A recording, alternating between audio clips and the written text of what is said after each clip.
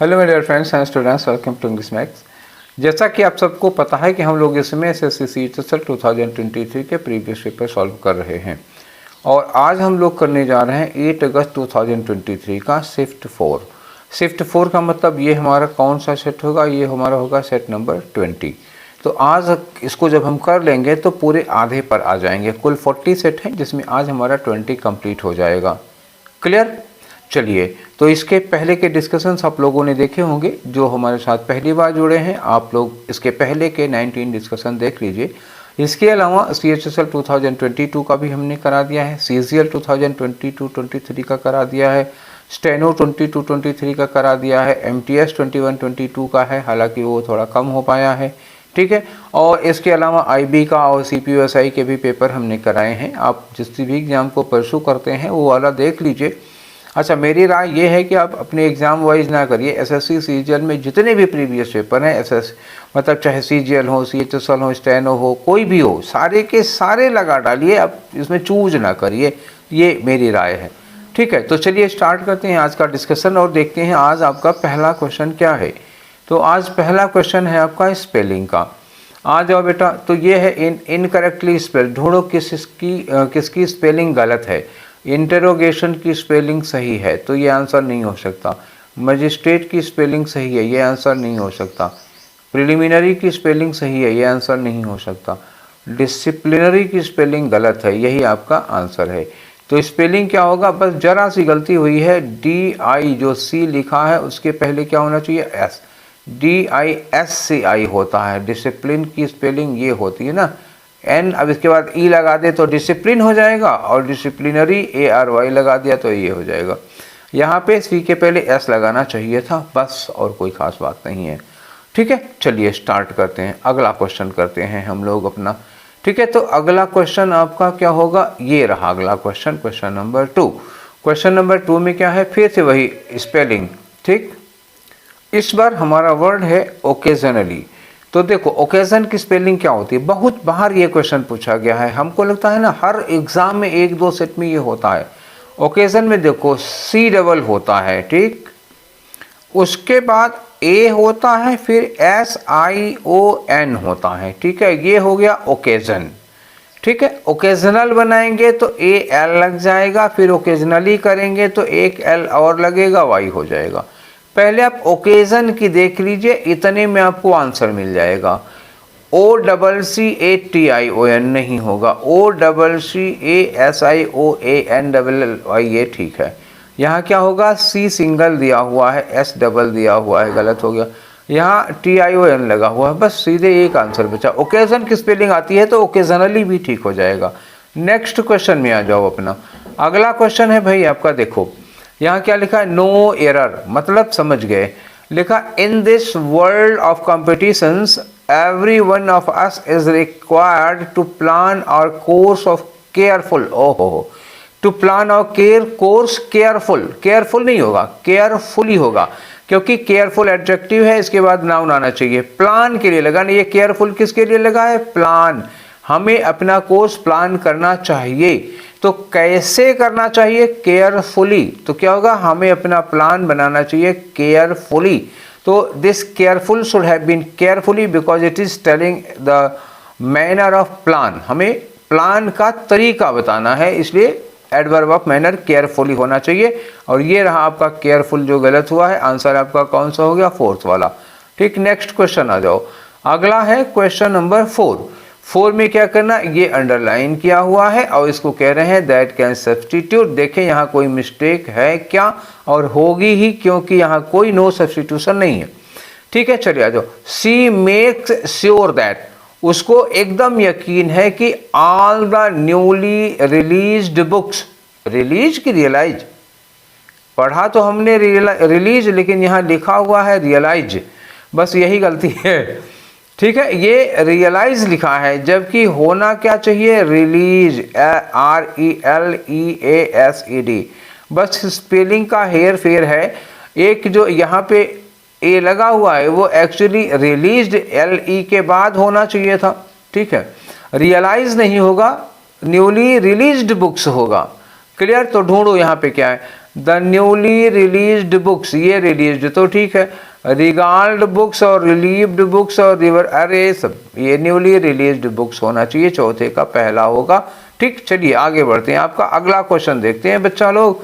अगला क्वेश्चन है question number 5।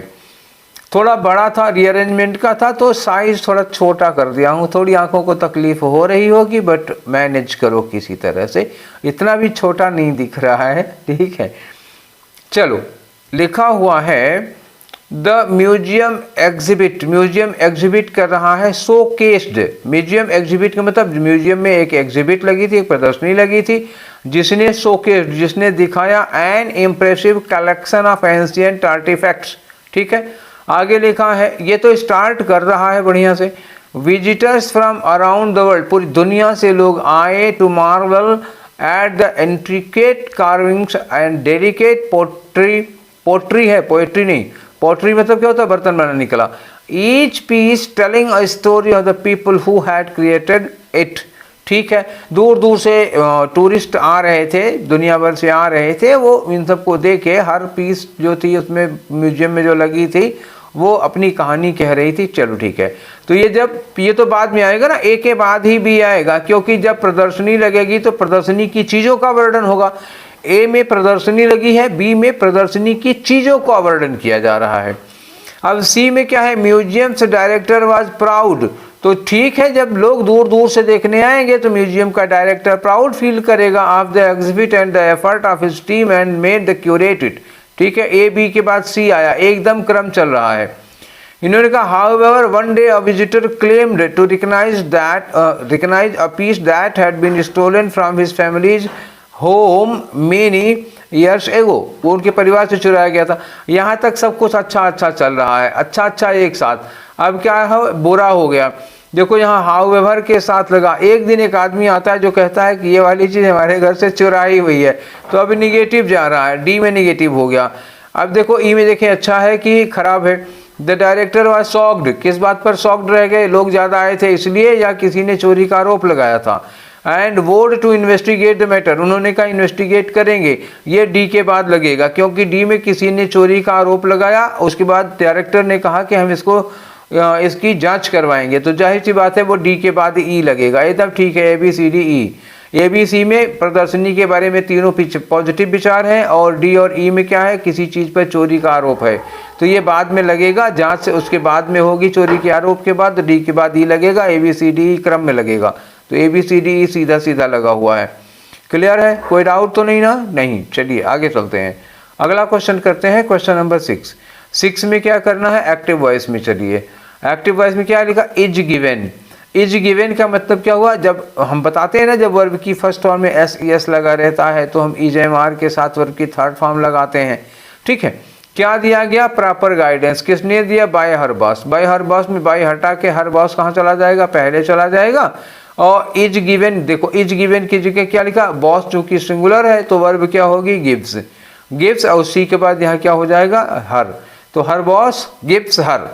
तो पहली बात तो ये विल गिव नहीं होगा, विल कहाँ से आ गया, हैज़ कहाँ से आ गया, और गेव लगाओगे तो पास्ट हो जाएगा, पास्ट होगा तो वाज लगता, तो गलत हो जाएगा। गिव्स एक ही जगह में गिव्स दिया हुआ है, चौथा ऑप्शन सही होगा। अगला क्वेश्चन करो, क्वेश्चन नंबर 7 में करना है क्या, एंटोनिम बताना है। किसका, वीटी का। वीटी का मतलब क्या होता है, बहुत ही, जो तुरंत जवाब देता है, एकदम हाजिर जवाब, एकदम जिसका प्रेजेंस ऑफ माइंड बहुत अच्छा है, बीरबल की तरह तुरंत जवाब लीजिए फटाक से। अच्छा, तो ये थोड़ा सा कैसा आदमी होगा, लाइट आदमी होता है। लाइट मतलब बुद्धि से नहीं, क्या होता है, थोड़ा खुशमिजाज टाइप का आदमी है। देखिए जितने भी विटी होते हैं, जितने भी अक्लमंद, जितने भी हाजिर जवाब लोग होते हैं, वो कभी सीरियस नहीं रहते, हमेशा हंसते रहते हैं, खुश रहते हैं, मस्त रहते हैं। तो ये सीरियस कभी नहीं रहते, इनका एंटोनिम क्या हो जाएगा, सीरियस। साइनिकल कौन होता है, जो दूसरों में कमियां ढूंढा करता है। कैलस का मतलब क्या होता है, क्रूर होता है, निर्दयी होता है। दूसरा वर्ड लिख सकते हो, क्रूएल लिख सकते हो, अनकाइंड लिख सकते हो, ठीक है, ब्रूटल लिख सकते हो, ये सब लोग होते हैं। ब्रूटल, हीनस हो लिख सकते हो, निर्दयी, क्रूर। और गिड्डी का मतलब क्या होता है, जिसको चक्कर आते हैं भाई, ठीक है, उसको कहते हैं चक्कर आना, गिड्डी फील करना। ठीक है, नेक्स्ट क्वेश्चन आ जाओ। अगला क्वेश्चन है आपका क्वेश्चन नंबर 8। क्या कह रहा है, साइनोनिम बताना है। किसका साइनोनिम, ये अंडरलाइन किया हुआ, एबनॉमिकल, सॉरी एबनोमिएबल, एबनॉमिनेबल का मतलब क्या होता है? घिनौना, घृणित, मतलब हेटफुल कह सकते हो इसको, क्या होगा? हेटफुल कह सकते हो, डेस्पिकेबल कह सकते हो, डिस्पाइज से बना होता है ना, डिस्पाइज से डेस्पिकेबल होता है, तो डेस्पिकेबल घिनौना, घृणित हो सकता है, एबनॉक्सियस हो सकता है, एबनॉक्सियस हो सकता है, नॉक्सियस, ठीक है। साइनोनिम है तो देखो इनमें से कोई मिलता है, नहीं तो फिर और बताएंगे। डिलेक्टेबल का मतलब क्या होता है? टेस्टी, ठीक है, बहुत स्वादिष्ट, स्वाद से रिलेटेड है ये, टेस्टी हो जाएगा। स्ट्रिंजेंट का मतलब क्या होता है? बहुत ही स्ट्रिक्ट होता है, बहुत सख्त होता है डिसिप्लिन के मामले में। कुछ लोग होते हैं डिसिप्लिन में बिल्कुल छोटे, डिसिप्लिन के बहुत पक्के होते हैं, स्ट्रिक्ट कह सकते हो। ऑब्नॉक्सियस हम लिखे तो थे ऑब्नॉक्सियस, हाँ ये ए लिख दिया था मैंने, ओ होता है, ऑब्नॉक्सियस होता है, ये होता है घिनौना, घृणित। तो एबनॉमिनेबल का साइनोनिम क्या होगा? ऑब्नॉक्सियस हो जाएगा। इनफ्लेक्सिबल का मतलब क्या होता है? फ्लेक्सिबल होता है, जो लचीला होता है, जो मुड़ सकता है, फैल सकता है। और इनफ्लेक्सिबल क्या होता है? जो बहुत रिजिड होता है, बहुत कड़ा होता है, ठीक है, जो लच नहीं सकता है। ठीक, नेक्स्ट क्वेश्चन में आ जाओ। अगला है आपका क्वेश्चन नंबर 9।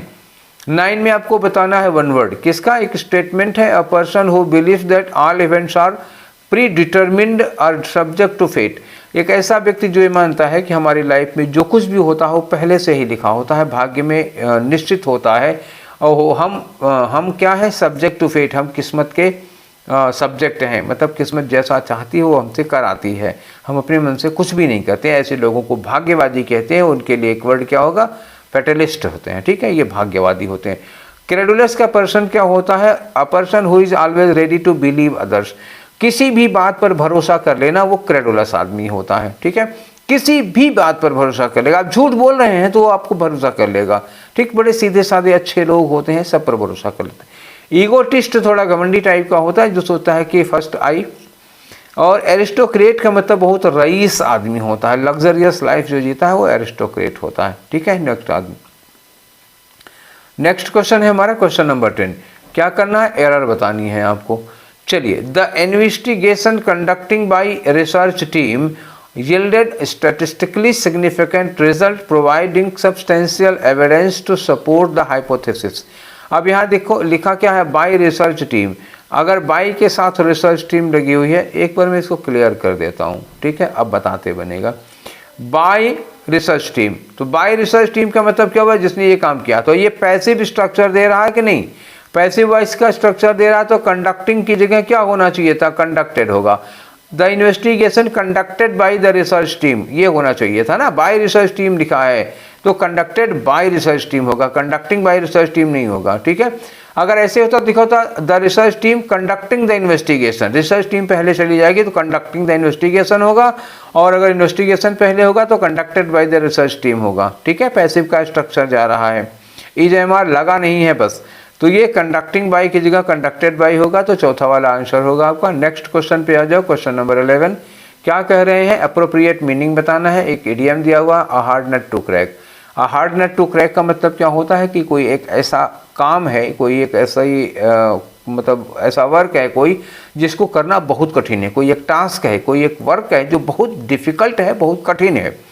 चलो लिखा, any subject which several folks are talking about, नहीं, something that people believe or accept as true without questioning, नहीं, and excessive enthusiasm are raised about minor matter, ये भी नहीं होगा। a problem that is difficult to solve, yes, यही वाला चौथा वाला होगा, ठीक है। नेक्स्ट आ जाओ, अगला क्वेश्चन क्या है आपका? अगला क्वेश्चन है फिर से एंटोनीम बताना है। किसका एंटोनीम बताना है? ये लिखा हुआ अनफेवरेबल। जरा सेंटेंस पढ़ के देखें। Darwin drew out attention to the gradual accumulation of unfavorable traits and its direct relationship with the survival of those presumed lucky species, which then serve as breeding grounds for more desirable traits। तो unfavourable किस sense में लगा हुआ है? यहाँ पे नुकसानदायक होता है, जो हार्मफुल होता है उस सेंस में लगा हुआ है। Darwin drew our attention to the gradual accumulation of unfavorable traits। unfavorable का मतलब क्या हुआ? जो अच्छा ना हो, ऐसे स्वभाव। तो unfavorable का मतलब उल्टा क्या होगा? एडवांटेजियस हो गया। हार्मफुल का अपोजिट क्या हो गया? एडवांटेजियस होगा। जो फायदे में है, जो फेवरेबल में है, ये आंसर हो गया आपका। फुलफिलिंग मतलब जो जरूरतों को पूरा करता हो, स्टेडी मैंने निरंतर, नेगेटिव मतलब जानते ही हो नेगेटिव हो जाएगा। चलिए अगला आ जाइए क्वेश्चन नंबर 13 में, अरेंजमेंट करना है PQRS पढ़ के देखो। Crane was the 14th child of a Methodist minister. जो क्रेन है वो एक मेथडिस्ट मिनिस्टर के 14वीं संतान थे। गजब भैया, तो बहुत हो गया, ठीक है। Born in New York New Jersey, New York लिखा हुआ है, न्यूयॉर्क नहीं, हमको न्यूयॉर्क समझ गया, ये न्यूयॉर्क है। न्यू जर्सी के न्यूयॉर्क में ये पैदा हुए थे। आगे लिखा who had signed the declaration of independence, जिन्होंने स्वतंत्रता इंडिपेंडेंस का डिक्लेरेशन, स्वतंत्रता की घोषणा पर साइन किया था। Who named him after his ancestor, जिन्होंने उसका नाम अपने एंसिस्टर के नाम पर रखा था, अपने पूर्वज के नाम पर रखा था। अच्छा, ये दो हु लगे हुए हैं। एक हु किसके लिए लगेगा? मिनिस्टर के लिए, और एक हु किसके लिए लगेगा? एंसिस्टर के लिए, ठीक है ना। न्यू जर्सी जगह का नाम है, इसके लिए हु लग नहीं सकता, इंडिपेंडेंस के बाद हु लगेगा नहीं, ठीक है। तो एक हम पैटर्न बनाते हैं, इसको देखिए, थोड़ा आसान तो हो जाएगा, मैं थोड़ा क्लियर कर देता हूं इसको, फिर आपको समझाता हूं। दो हु लगे हैं और दोनों हु कहाँ लगेंगे ये पता चल गया। एक मेथडिस्ट मिनिस्टर के पास के बाद लगेगा, एक एंसिस्टर के बाद। Who named him after an ancestor. अच्छा, आगे देखते हैं। क्रेन वाज बोर्न, ये तो पहले यही रहेगा, पी वाला ही पहले रहेगा, क्योंकि सारी कहानी इनके बाद ही जा रही, तो पी से स्टार्ट करना होगा हमको। तो पहले हमें ये देख लेना है कि जो स्टार्ट नहीं कर सकते उनको काटो भाई, ठीक है। तो इसको अरेंज करने के लिए हमें क्या करना होगा कि क्यू को स्टार्ट में करना होगा, इसको बीच में कर देंगे तो सेट नहीं हो पाएगा। और हो सकता है प्लेस पहले लगा दें।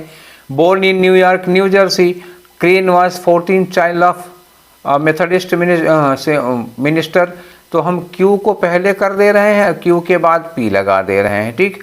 इस पी के बाद जो मिनिस्टर, इसके बाद एक हु लगा देते हैं, ठीक है ना। तो हु नेम्ड, किसका नेम रखा जा रहा है? क्रेन का नाम रखा जा रहा है। तो who named him after an ancestor, तो एस लगा दूं। एस लगाने के बाद अगर हम ये वाला आर लगाते हैं, तो हु नेम्ड किसके लिए लग रहा है? यही मिनिस्टर के लिए लग रहा है। Who named him after an ancestor, और एंसिस्टर की विशेषता क्या है? पूर्वज की विशेषता है who had signed the declaration of independence. R लगा दें इसके बाद। इन्हीं पूर्वज जो इंडिपेंडेंस के डिक्लेयर पर साइन किए थे, उन्हीं पूर्वज के नाम पे उसका नाम इन्होंने रखा था, ठीक है। तो ये QPSR हमारा ठीक हो जाएगा। तो QPSR कौन सा होगा? ये रहा आपका QPSR, थर्ड वाला आंसर। क्लियर हो गया? चलिए आगे बढ़ते हैं। अगला क्वेश्चन लेते हैं आपका 14th वाला। तो ये है हमारा क्वेश्चन नंबर 14।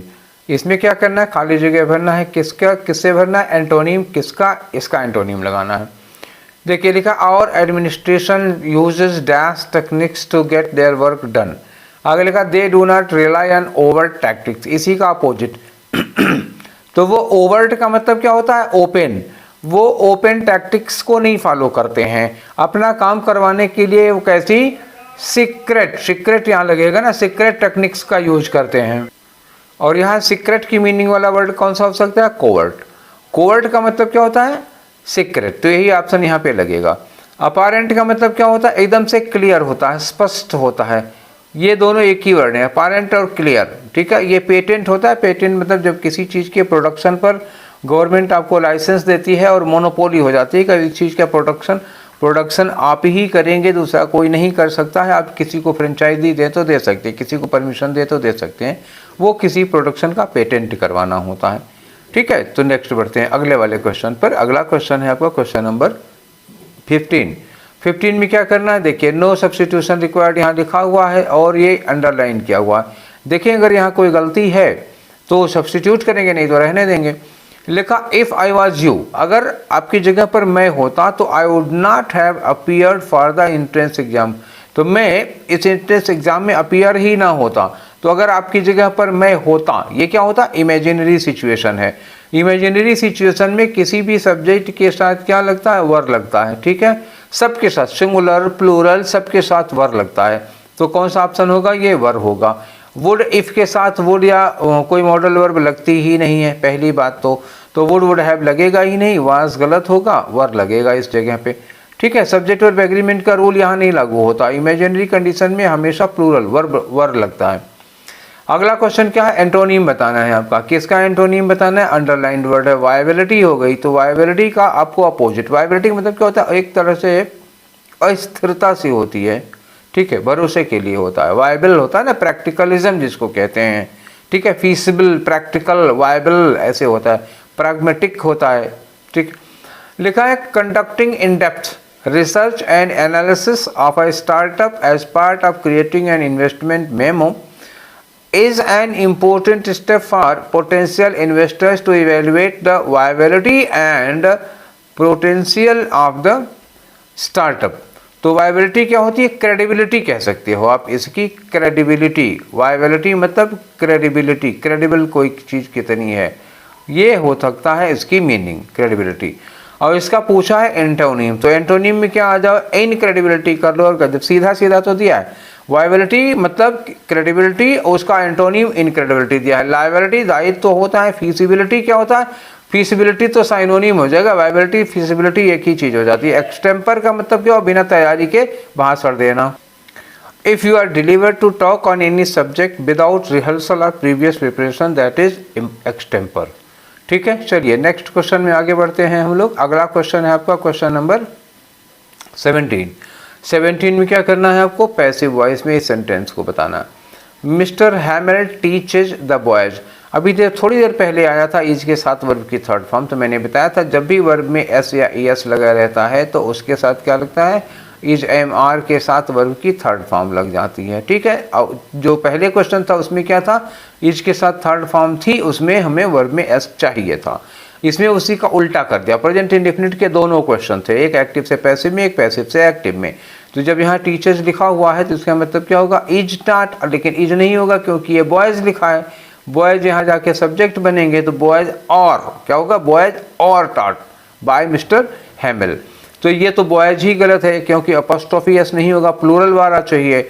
अब यहाँ आर के साथ बीइंग लगा दिया है जो कंटिन्यूअस टेंस में यूज होता है, यहाँ केवल आर टॉट लिखा है, यहाँ वर लगा दिया, तो एक ही ऑप्शन सही बचा, बाकी सारे गलत निकले, ठीक है। चले आगे, अगला क्वेश्चन है आपका क्वेश्चन नंबर 18 में क्या करना है, एक एडियम दिया है, एप्रोप्रिएट एडियम बताओ। सिचुएशन दी है, एडियम बताना है। देखो लिखा क्या है, her visits to her family are very rare. Very rare का मतलब क्या हुआ, कभी कभार, शायद ही कभी। Because she lives out of the country, क्योंकि वो देश के बाहर रहती है तो परिवार को कभी कभार विजिट करने आ पाती है, तो वो क्या होता है, वंस इन ब्लू मून, तो ये हो जाता है। फ्यू एंड फार बिटवीन, यही होता है, फ्यू एंड फार बिटवीन का मतलब वेरी रेयर। एक दूसरा इडियम है वंस इन ब्लू मून, ठीक है। एक वर्ड दिया है एगॉन। एगॉन का मतलब क्या होता है, कोई ऐसा काम जिसको आप गलत समझते हैं उसको करने के लिए किसी को एनकरेज करना, ठीक है, मतलब एक तरह से भड़काऊ भाषण देना होता है, ठीक है, डेमागोग टाइप का होता है।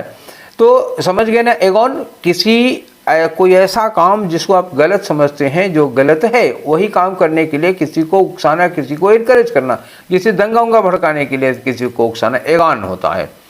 और बैकएंड कॉल का मतलब क्या होता है, आप किसी को इतना मानते हैं या आप किसी के इतने दबे हुए हैं कि उसके इशारे पर दौड़े चले आते हैं, एक तरह से गुलामों की तरह उसके इशारे पर दौड़े चले आते हैं, वो होता है backend call.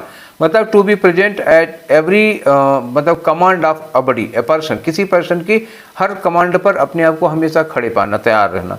All in all का मतलब होता है सर्वे सर्वा। तो ये छोड़िए, आपका आंसर कौन सा होगा, फ्यू एंड फार बिटवीन। अगले क्वेश्चन की ओर चलते हैं, क्वेश्चन नंबर 19 में क्या है, एंटोनिम बताना है, वर्ड अंडरलाइन है। सुपर नेचुरल का मतलब क्या होता है, जो पराभौतिक हो।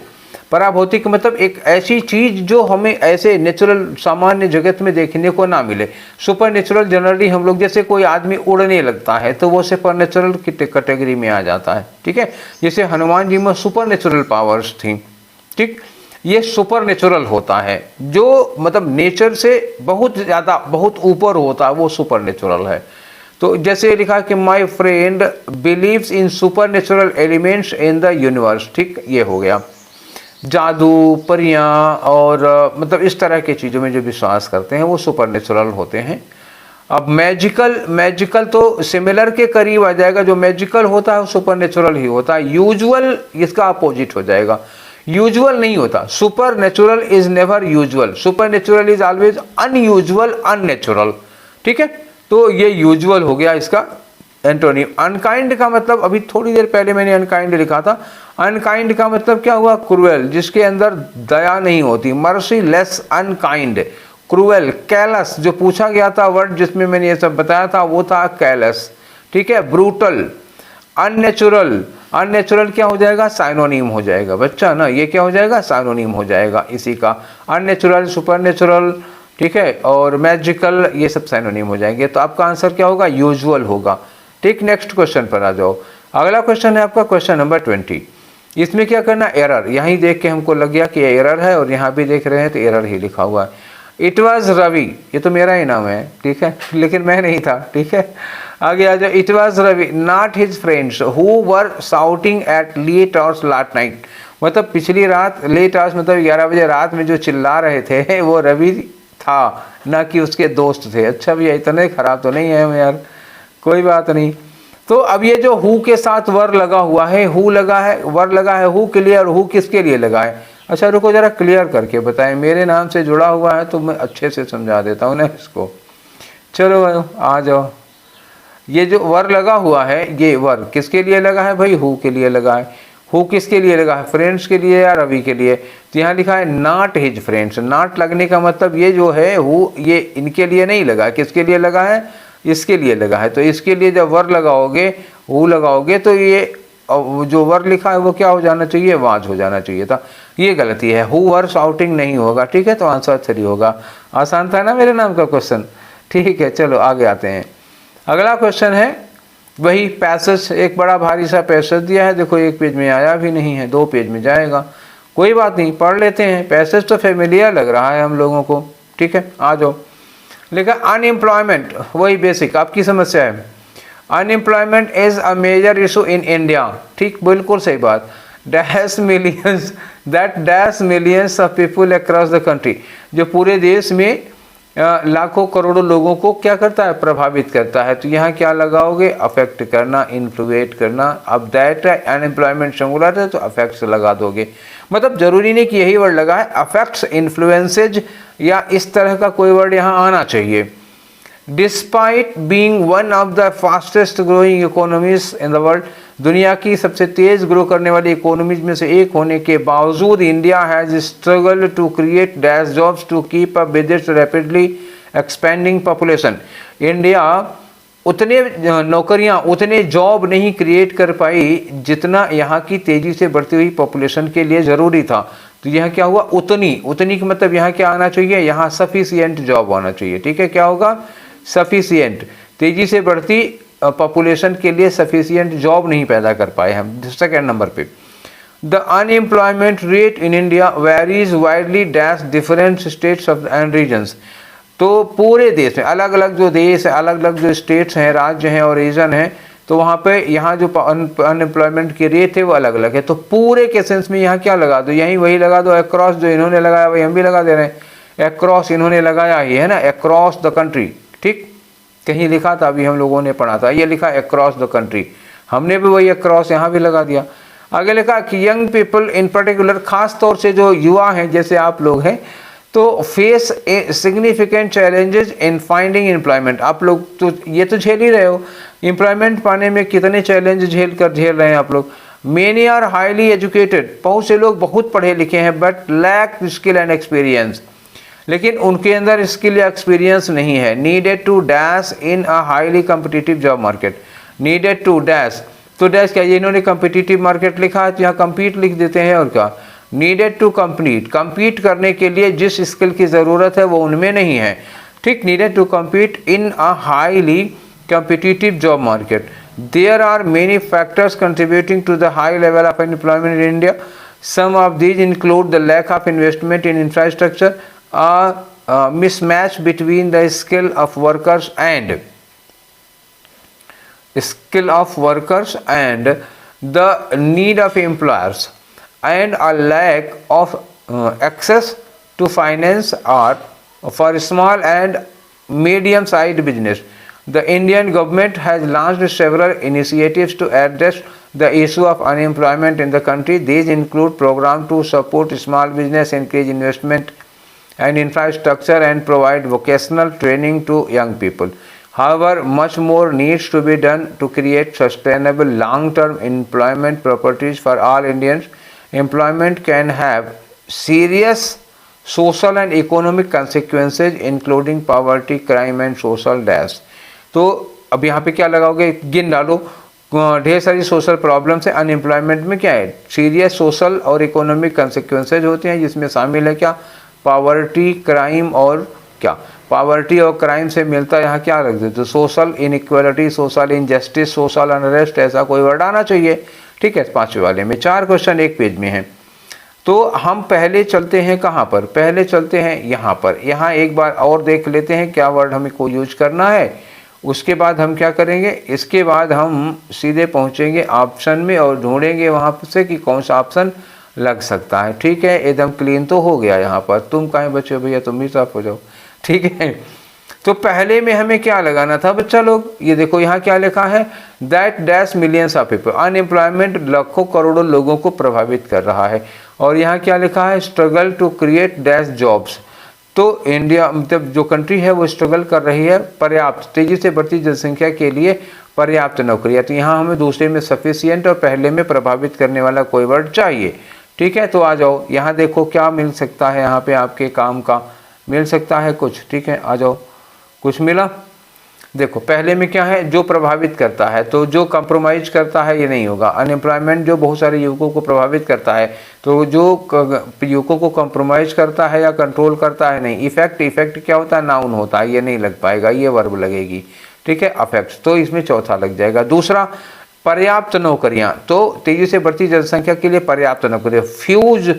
फ्यू नहीं हो सकता, फ्यू जॉब्स नहीं हो सकता, बल्कि लिटिल क्वांटिटी में आएगा जॉब्स, मेनी जॉब्स नहीं होगा, बल्कि क्या होगा, इनफ जॉब्स होगा। मैंने सफिशिएंट लिखा था, सफिशिएंट नहीं दिया है, इनफ दिया हुआ है। क्लियर हो गया। तीसरे में क्या था, पूरे देश में, तो पूरे स्टेट या पूरे देश में क्या लगाना है, अक्रॉस। आपको दिखा देते हैं, एक बार देखना चाहो तो यहाँ देखो, यहाँ क्या लिखा था तीसरे में क्या था, डैश डिफरेंट स्टेट्स, तो लिखा dash different states and region. देखा ना, ये जो अनएम्प्लॉयमेंट रेट है वो वेरी करती है वाइडली, पूरे प्रदेश और पूरे क्षेत्र में अलग अलग रेट है। तो पूरे के लिए यहाँ क्या लगाओगे, अक्रॉस लगाओगे, और कोई ऑप्शन है नहीं, और यहाँ लगा भी था अक्रॉस, मैंने आपको दिखाया भी था। ठीक है, चौथे में क्या लगेगा, नीडेड टू कम्पीट, यहाँ लिखा है स्किल और एक्सपीरियंस की कमी है उन लोगों में जो हाईली कम्पिटिटिव जॉब मार्केट में जिसकी ज़रूरत है। तो to compete in a highly competitive market, तो ये आ जाएगा। नेक्स्ट चौथा भी हमने देख लिया है, इसको कर लेते हैं। तो ये तीसरे वाले में अक्रॉस ही फाइनल हुआ। ठीक है, इसमें क्या था, अक्रॉस ही फाइनल हुआ। और चौथा वाला भी हम कर चुके हैं, तो देख लेते हैं ना, आपका ये रहा चौथा वाला। तो इसमें क्या था, तो जो कम्पिटिटिव मार्केट में कम्पिटिटिव, एक्सपेल करना, निकाल देना होगा नहीं, एक्सपेंड विस्तार करना होगा, एग्जैगरेट बढ़ा चढ़ा कर करना हो। कम्पिटिटिव मार्केट में कम्पीट करने के लिए, needed to compete in the competitive market, उस स्किल की कमी थी लोगों में, तो कम्पीट करना कंपटीशन करने के लिए होगा। आखिरी वाले में क्या था, देखो एक बार फिर से देखो लो, यहाँ ऑप्शन देखे तो कोहेशन का मतलब होता है यूनाइट करना। ठीक है, बहुत सारे अलग अलग एलिमेंट्स को एक साथ यूनाइट करना, एक एज अ होल। स्टिग्मा क्या होता है, कलंक, अपमान के लिए यूज किया जाता है। अनरेस्ट है, अनरेस्ट का मतलब होता है एक बेचैनी के सेंस में यूज किया जाता है इसको, सामाजिक बेचैनी, तो ये शायद लग सकता है। सॉलिडेरिटी का मतलब होता है एक ऑर्गेनाइजेशन में अलग अलग लोग जो एक दूसरे को म्यूचुअली कोऑपरेट करते हैं, उसको सॉलिडेरिटी कहा जाता है। ठीक है, क्लियर हो गया। तो इसकी ज़रूरत नहीं है, नेगेटिव वर्ड हमको चाहिए था, ये क्या है, ये पॉजिटिव वर्ड हो जाएगा, ये लग नहीं पाएगा। ये नेगेटिव वर्ड है कलंक, तो सोशल कलंक नहीं लग पाएगा। अनएम्प्लॉयमेंट की वजह से सोशल कलंक नहीं पैदा होता, बल्कि सोशल अनरेस्ट पैदा होता है। तो ये तीसरे और दूसरे में हम ये तीसरा वाला ज़्यादा सुटेबल है। एक बार सिचुएशन देख लेते हैं आपके सामने, सिचुएशन देख लो भाई, ये रहा आपका सिचुएशन। तो इसे हमें एक बार क्लियर कर देना पड़ेगा, तभी आप समझ पाओगे। देख लो यहाँ पे मैं क्लियर कर दे रहा हूँ, थोड़ा इतने में हो जाएगा हमारा काम। आ जाओ, यहाँ क्या लिखा है, देखो unemployment can have serious social and economic consequences, जिसमें शामिल है poverty, crime and social. Poverty, crime and social, ध्यान रखिएगा, ये बहुत सारे असर डालती है, जिसमें शामिल है poverty, crime and social. Cohesion नहीं होगा, सोशल स्टिग्मा नहीं होगा, सोशल सॉलिडेरिटी नहीं होगा, क्या होगा, सोशल अनरेस्ट होगा। क्लियर हो गया, अब तो कोई डाउट नहीं ना। चलिए आगे चलते हैं। अब आपका क्वेश्चन तो खत्म हो गया सारा। चलिए, तो हम लोग ये कर लिए आज भी 25 क्वेश्चंस। ठीक है, ये कौन सा सेट था? ये सेट था सेट नंबर 20। तो सेट नंबर 20 के 25 क्वेश्चंस का मतलब क्या हुआ? हम लोग 500 क्वेश्चंस कंप्लीट कर लिए हैं।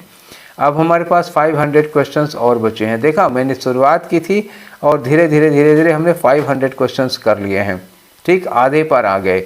ऐसे ही रोज लगे रहो, रोज एक भी अगर करते रहेंगे तब भी निकल जाएगा। आप लोगों का कोऑपरेशन खूब मिल रहा है, सहयोग अच्छा है। बहुत शुक्रिया आप लोगों को इतनी कायदे से वीडियोस देखने के लिए, ठीक है, और सुझाव देने के लिए। तो ठीक है, ये सेशन आज का यहीं पर वाइंड अप करते हैं। सेशन आप लोगों को कैसा लगा अपनी राय दीजिएगा, दोस्तों को शेयर करिएगा, कमेंट जरूर करिएगा जो कुछ अच्छा बुरा लगा हो। तो अगले सेशन में फिर मिलते हैं हम लोग। Till then take care, thank you.